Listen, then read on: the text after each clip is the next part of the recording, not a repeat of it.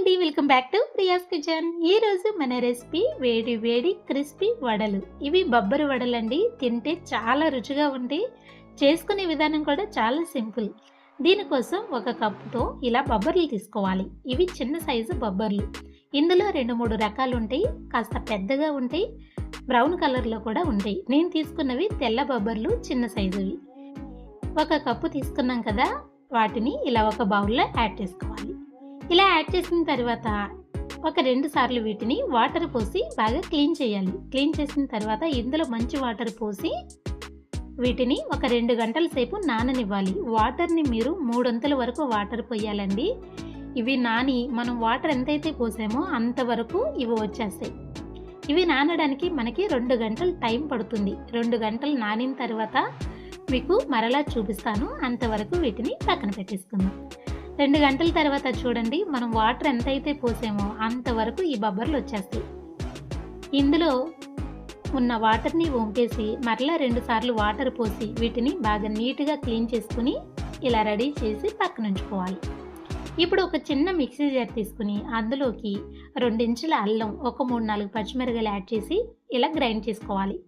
ఇది తీసి పక్కన ఉంచుకుని ఇదే మిక్సీ జార్లో మనం తీసుకున్న బొబ్బర్లని యాడ్ చేసుకోవాలి. ఇందులో మీరు కొన్ని కూడా వాటర్ యాడ్ చేయొద్దు. ఆపుకుంటూ గ్రైండ్ చేశారు అంటే ఇలా మెత్తగా గ్రైండ్ అయిపోతుంది.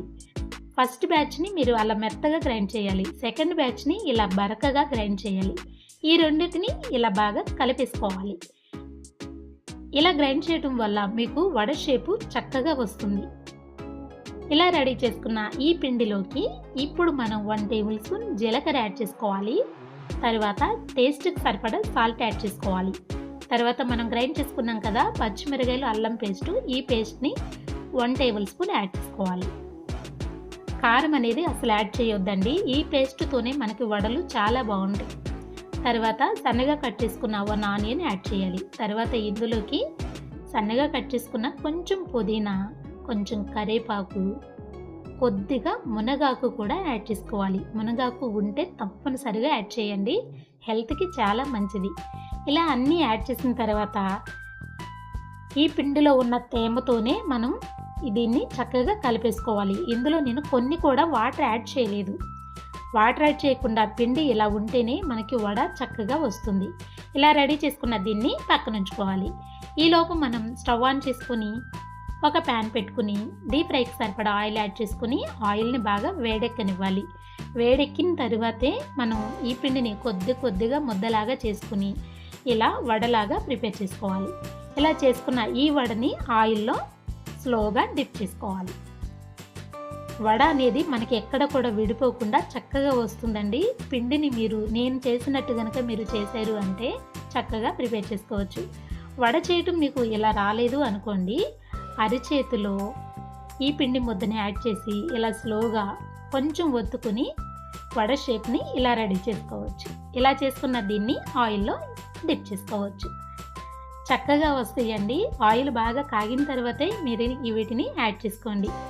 ఇలా మీరు తీసుకున్న ప్యాన్ సైజుని బట్టి ఎన్ని వడలు పడితే అన్ని వడలను యాడ్ చేసుకుని కాస్త వేగిన తర్వాత ఇలా మరోవైపు తిప్పుకుంటూ ఒక 2 నిమిషాలు కనుక మీరు వేయించారు అంటే మంచిగా వేగి ఇవి చూడటానికి చాలా బాగుంటాయి.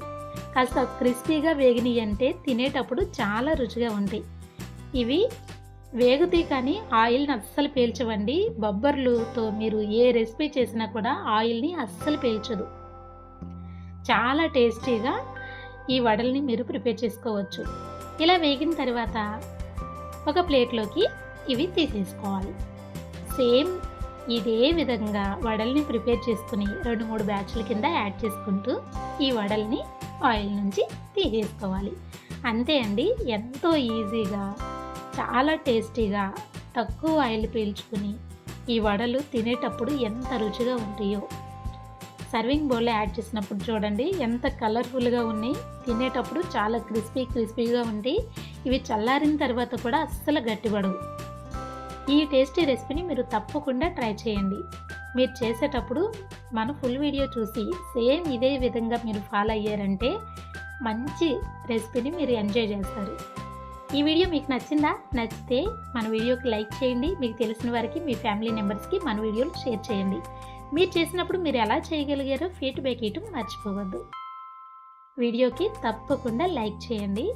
ఈ టేస్టీ రెసిపీని మీ ఫ్యామిలీతో ఎంజాయ్ చేయండి. Thank you.